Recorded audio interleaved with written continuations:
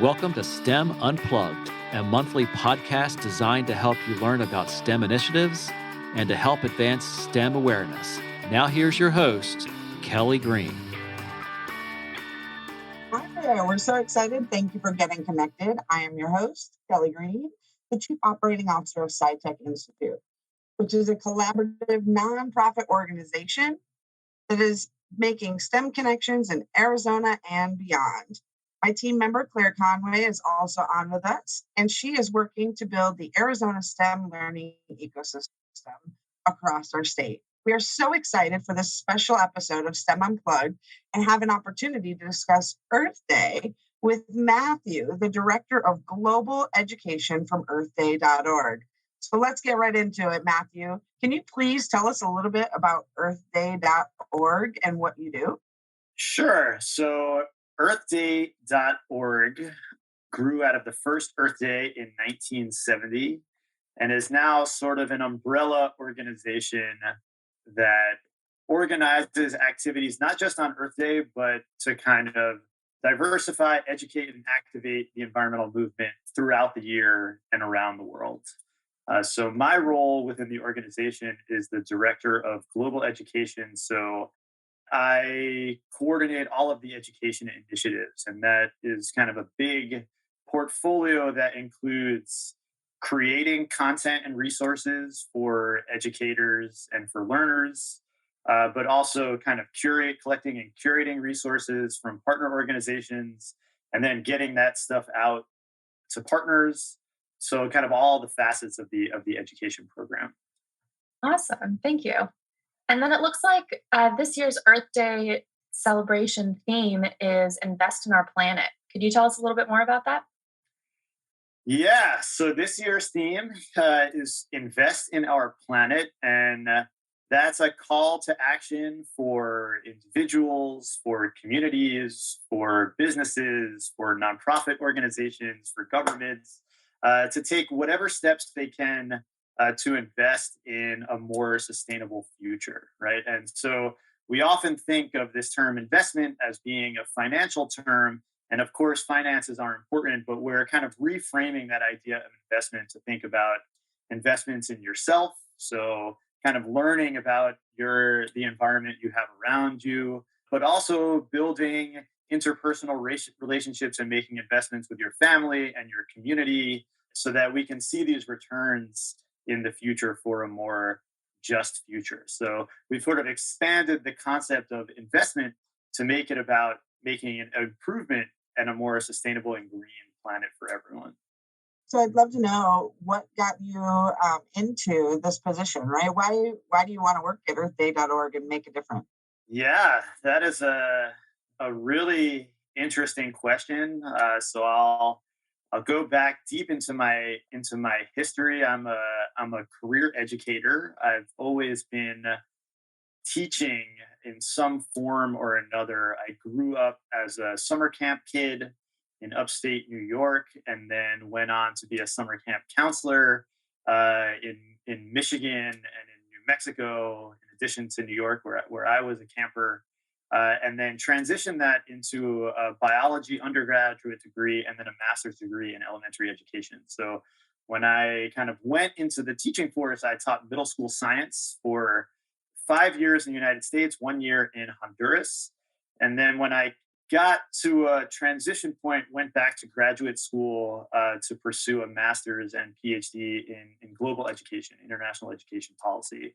And while I was in my PhD program, I had an opportunity to do all kinds of interesting things that are relevant to this podcast. So I was working for an undergraduate program in science, technology, and society. So working with undergraduate computer science and engineering students and providing them with experiential learning opportunities. So that included robotics, service learning opportunities with K through 12 public schools. It included global learning opportunities to Ecuador and to Brazil. And sustainability and environmental education was kind of a thread that ran through many of those programs.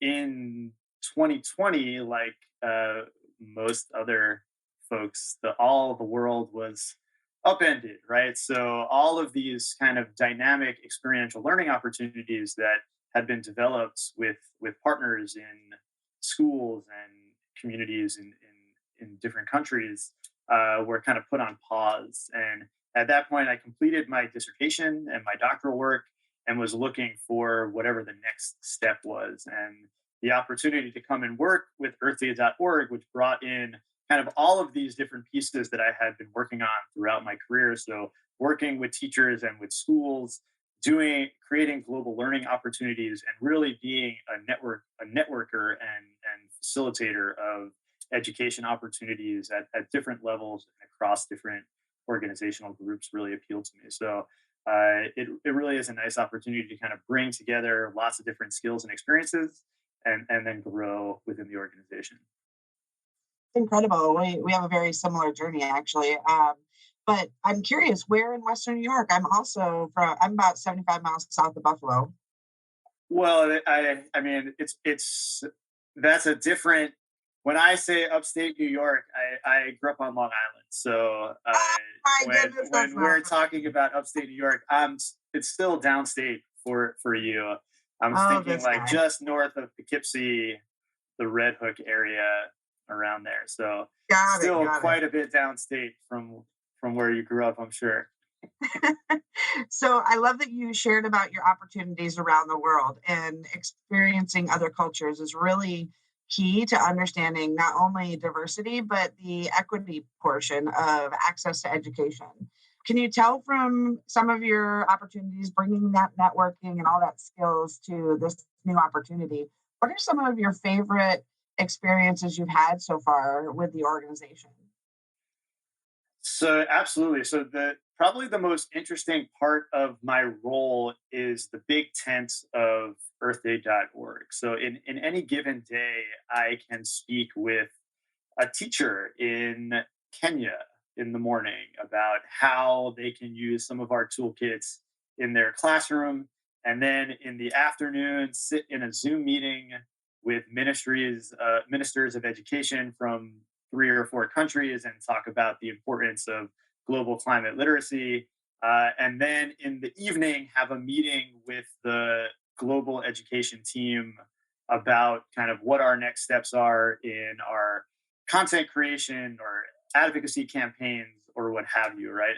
And our global team is based all around the world. We have representation in South America, in Brazil. We have a large team that's based out of India. We have a group of folks in sub-Saharan Africa and a team in the Middle East and North Africa. So really kind of bringing all of these perspectives to bear on the mission and goals of the organization and talking through kind of different opportunities and working with different people's strengths to push the movement forward. Yeah, that's really cool. What an amazing opportunity. Go ahead, Claire. I was just wondering, you mentioned the term climate literacy, and I'm wondering if you could tell us a little more about what that means and why it's so important. Earthday.org has always been a leader in the push for climate and environmental literacy. In 2020, we formalized that campaign and launched a petition that we brought to COP26 in Glasgow. And that petition calls upon world leaders to finance and ensure that all learners have access to assessed, integrated climate literacy programs everywhere, right? And part of my role now is to kind of think about what a climate literate person looks like, right? And so we're still kind of grappling with this idea with the partners and with the global teams, but we've kind of settled on these different mindsets that climate literate community or a climate literate citizenry needs to have, right? And one is kind of a mindset for knowledge and learning, and not just learning about the science, right? But also, or the technical parts of climate change, but also understanding the social implications of it, right? And recognizing that these are socio-technical systems, and we need to understand the whole system in order to drive change that we want to see, right? The second mindset that we talk about is this mindset for justice, right? So social justice and environmental justice, and recognizing that the climate crisis is embedded within social systems, and these social systems have have severe kind of histories of oppression, and we need to recognize some of those systems to make sure that the equity is a lens that we're using when we think about climate literacy. The third piece that we talk about is a mindset for innovation and entrepreneurship. So ensuring that kind of thinking about this big, complex problem, we can break it down into component parts and start to devise some solutions to address these issues. And at the same time, prepare learners for kind of what is to be the green economies of the future. The fourth piece that we talk about is this mindset for civic and political action. So understanding how one can get involved in their communities, decision-making processes, all sorts of different opportunities. So thinking about all of these different component parts of climate literacy and integrating them into a framework so that when school systems or policymakers or parents or students want to just kind of have an idea of what this concept means, they can kind of come and see how earthday.org is thinking about it. By no means is this a prescriptive framework, right? And all of these terms are going to mean different things for different people, but it's just sort of a launching point to start to think about the concept, because it really is a big idea and one that we're really trying to push for and have people struggle with the idea so that we can create a movement. I think it's really powerful. And I love that you mentioned students. So one of the things that SciTech Institute is really expanding is our network across the state of Arizona. As I mentioned, Claire's working on STEM learning ecosystem hubs, and then there are over 100 other STEM learning ecosystems across the United States and beyond. So the idea of how does an organization get involved, or how do we share this with the educators in our network? And then, of course, we have what are called chief science officers. They are 6th through 12th grade STEM ambassadors that actually are liaisons for all the cool things that we learn about. We share with the CSOs, and then they share with their peers. So, if you had some suggestions of, where do we get started as an organization? And then how do we, continue to share it with our students? What would they do? The first thing is, I'm glad you talked about that. Earth Day has a really interesting history when it comes to Earth Day coordinators in every school. We got our start as an education organization, and the very kind of first Earth Day network was in New York, and their first programming was to reach out to teachers at schools and provide them with content and curriculum. And they eventually scaled that out nationally, and at one point there were something like 95,000 Earth Day coordinators in public, private, and parochial schools, representing something like 70% of all schools in the country, right? So that was the snail mail version where we were sending out curriculum, and part of that program. It was great. Oh, yeah, awesome. And as we've kind of shifted to the internet, right, we've struggled a little bit to keep that momentum going with all those Earth Day coordinators as teachers and schools and administrators are kind of bombarded with stuff through their inboxes, right? So one of the kind of steps that we hope to take in 2022 into Earth Day 2023 is to have an Earth Day coordinator in every school in the United States and every school in the US. And the easiest way to get involved in that is to go to our website, which conveniently is our name, earthday.org. And on that website, you can find a number of different resources, toolkits, ways to sign up and participate. So there's an opportunity there to sign up as an Earth Day school. There's soon to be an opportunity there to sign up as an Earth Day coordinator for your school. You can register your Earth Day events on a map and share those with your community. You can sign our petitions, such as our climate literacy petition. We also have a plastics pollution petition on there. And you can also kind of see what other resources are on there. So we have a number of different campaigns beyond climate literacy. I mentioned plastics, but we have a canopy program for reforestation. We have a sustainable fashion campaign, regenerative agriculture, a number of different opportunities for kind of people to go there and visit the different parts of the organization and learn about our different initiatives. Awesome. And you mentioned this a little bit, but Earth Day has been around since 1970. Is that right? The first Earth Day was 1970, yes. This is kind of a big question, but how have you seen sort of the movement evolve from the start of when Earth Day came about through kind of over the years until now? This is a better question, probably for some colleagues in the organization. I'm relatively new to EarthDay.org. I started in January, but I can give you kind of my interpretation of what I've seen in the little bit of time that I've been here. And the kind of simplest way to put it is it has really grown from a grassroots organization, and there's still very much a grassroots piece of this, right? These are on the ground advocacy campaigns that we're supporting and initiating, but we are now a global organization, right? So what was kind of very decentralized and grassroots is a little bit more coordinated now with teams operating all over the world with a little bit of structure and coordination. That being said, that kind of initiative, that kind of coordinated decentralization, as I like to call it, is really very much a part of the fabric and the DNA of the organization. But we have moved from kind of this like bottom up only operations to really thinking about how, as an organization and institution, we can drive some policy initiatives domestically here in the United States, but also globally in global governance institutions. It's really exciting because that's actually very similar to what has happened here in Arizona.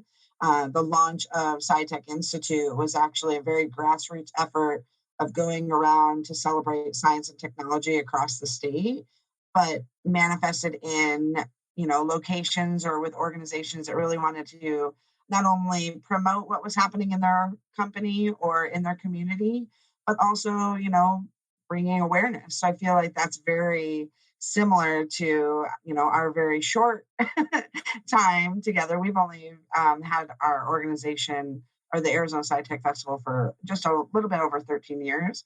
So we actually just celebrated our 11th season. I think it would be really neat to work together and probably add some specific festivals and also share your resources with our network so we can relate it to the work that is already happening in those groups and communities across Arizona. So I wanted to, ask you a little bit of a harder question about, since you are new to the organization, what are some of the misconceptions, or just one if you'd like, that people have about earthday.org that you'd like to combat? And if you can say one thing and help put people on the right track, or Earth Day in general, what's one misconception you'd address? I almost feel like that's a leading question.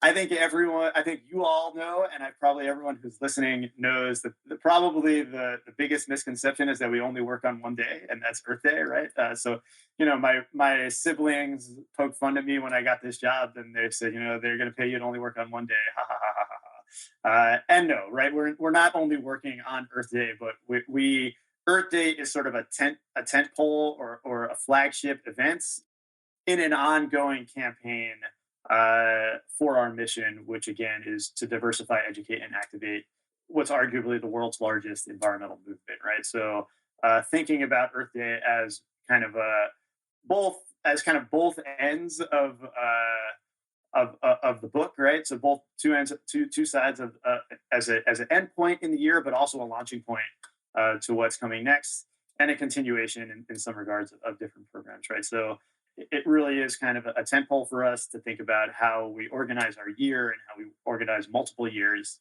for these different campaigns. Yeah, again, I'm very similar. Like I said, the festival season is how it started this entire organization and the excitement around science and technology in Arizona. But we work all year. And yes, it's a busy season, but I love that. That's definitely one misconception. We were even worried you weren't going to be able to chat with us because the big day. So love it. Claire, I know you had an additional question. Yeah, I have one more question that's not quite as focused on Earth Day, but more just I want to pick your brain about your background. You mentioned your research during your PhD earlier, and I saw in your background that as part of your PhD, you studied multi-sector education partnerships.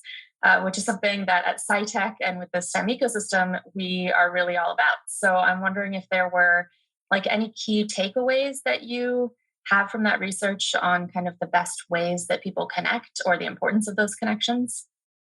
How many hours do you have for this podcast? That's like the worst question you can ask someone who just wrote a dissertation.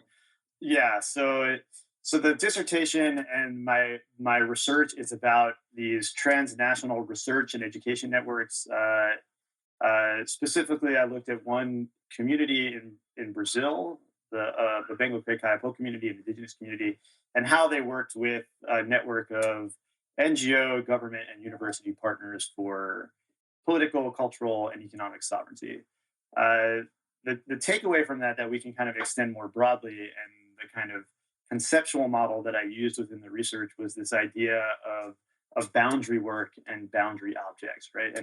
And kind of a pillar of that is that collaboration does not require consensus entirely, right? People come with different sets of motivations and values, and they enter and exit partnerships at a different point. And those motivations and values are different over the duration of the partnership. And that's fine, as long as you have this kind of loosely bound set of procedures that can help organize the work in the space. And I was looking at a research station as this idea of a boundary object for all of these people to collaborate. But I imagine for SciTech, this might be a festival, or it might be this podcast, but some object that people that have very different sets of ideas and values of what STEM education might mean can come together and discuss, debate, and then act to move toward a common goal, right? So those were some of the kind of main takeaways of the dissertation. Recognizing successes and celebrating those successes, but also calling out failures, the importance of ethics, and recognizing different sets of knowledge and bringing that to bear, cultivating champions and leaders within the partnership and organization. Feedback loops were really important to the success of this partnership. So people who kind of persevered through the relationship over time, and then had kind of other people that they brought into the partnership. So there's a lot of stuff that we can talk about. I'm happy to do another podcast on my dissertation research if you all want, and we can bring in some cool folks to talk about that. But yes, to bring it back to Earth Day, I think many of the stuff that I learned about in doing that work translates to Earth Day, right? So Earth Day is this really big event that galvanizes people all over the world. And it's going to mean different things to different people, right? We're not all at the same place in the environmental movement. And what Earth Day allows us to do is kind of have this kind of loose set of connections so that we're all kind of moving in the same direction. And then part of my role and responsibility is to figure out where people are and make those connections to support them to wherever they want to go next. That is so powerful. I'm so glad you asked that question, Claire. And I think it is absolutely worth a whole nother podcast. And I think your work in, your dissertation is so important to what we're doing as an organization here. And, I think my final question is actually going to be a little bit more about motivation or inspiration, because we work with a lot of middle schoolers. I was a former middle school teacher myself. So with your background of having, 5 years in a science classroom with some knuckleheads, I'm curious what you would say to your 8th grade self, or even 6th grade self. Like what would you talk about as the world continues to change, jobs continue to transform rapidly? Your path was very unique, but fulfilling from what I've read. And I'm curious, what advice would you give to yourself as an 8th grader? This is a fun question. So I often got this question from students when I taught middle school, but also when I taught at the university. The answer was always, the response I always give them was, your first response to everything should be yes. I will entertain that idea. That doesn't necessarily mean you need to follow through on it, but at least you should keep an open mind to the idea of doing whatever somebody proposes to, right? And then you do a little bit more investigating and research and decide if that's appropriate. Obviously, there are some things that we should say no to outright, right? But within reason, if someone says so, to go back to the dissertation research, that was all started because a colleague called me one day and said, "Hey, Matt, would you be interested in joining us in Brazil this summer? We know you have experience with global learning programs." And I was like, "I've never been to Brazil." Yes. And so I went, and all these sorts of beautiful things happened. Similarly for, coming to work on Earth Day, right? So this is are you interested in creating a program for youth activists around the world? Sure. Okay. Let's like go down that road and see what happens. Right. So that's sort of the advice I might give to someone. There are endless opportunities and avenues and ways to pursue your passions. It doesn't have to be kind of one path. Things are not unidirectional. And to entertain those kind of different ways to pursue your interests and your passions, and hopefully those passions are aligned with a more sustainable, just Earth for all the people and species and vegetation on the planet. I love that answer. I'm a huge proponent of, it's not always a direct yes, but why not? Let's explore.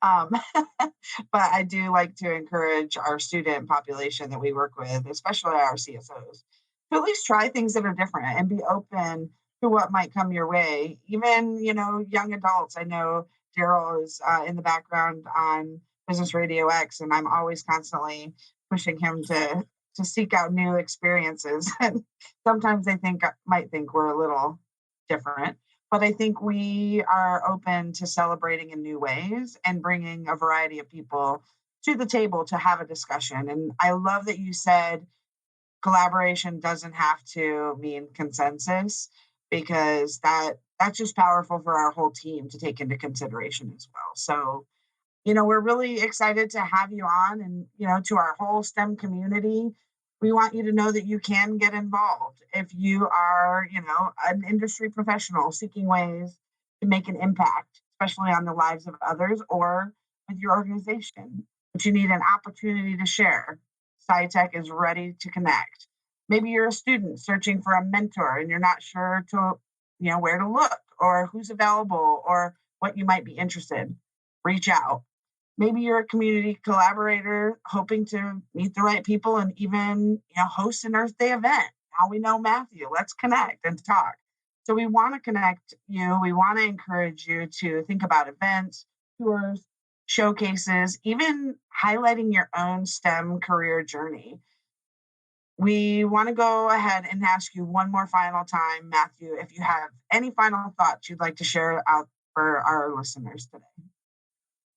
I would just say I hope everyone has a wonderful Earth Week and they're able to go out and do something on Earth Day, even if that's just kind of going outside and taking a walk around your neighborhood, because that's something you often don't find the time to do in your day-to-day. But of course, hope everyone has a nice Earth Week and a nice Earth Day. And if you want to engage and touch base with the organization, we're always happy to hear from folks and support you in whatever it is that you're trying to do. We love it. Thank you, everyone, for joining us for this special episode of STEM Unplugged, talking about Earth Day 2022. We appreciate all of our guests for participating. And if you'd like more information on ways to volunteer or support an organizing event, let us know. Please check out our website, scitechinstitute.org. A quick shout out to all of our educators, students, families, and community members planning Earth Day events. We're so excited to be attending the Mountain Trail Earth Day Festival. And then, of course, we have some SciTech Festival events this weekend with Green Living Magazine. So we appreciate everyone's enthusiasm for STEM in Arizona, but also Earth Day 2022. Thank you for listening. This is your host, Kelly Green, and we would be glad to discuss how you can get connected. Thank you for joining us for this episode of STEM Unplugged. We encourage you to get involved in the STEM community and stay connected at scitechinstitute.org.